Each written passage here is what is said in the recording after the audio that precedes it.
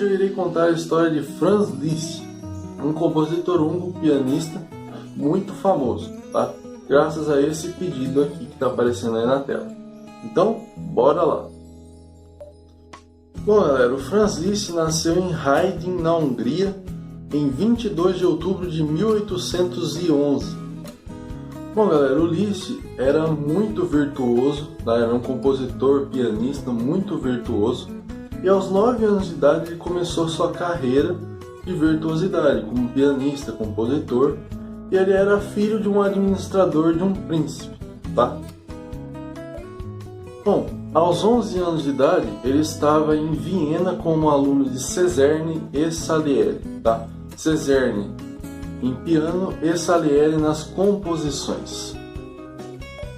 Bom galera, uma coisa que é diferente de Liszt nos outros compositores que eu irei citar também no nosso quadro de História de Compositores, é que Liszt ele lia bastante partituras assim à primeira vista, diferente dos outros compositores, que eles demoravam um pouco para ler as partituras ou para compor.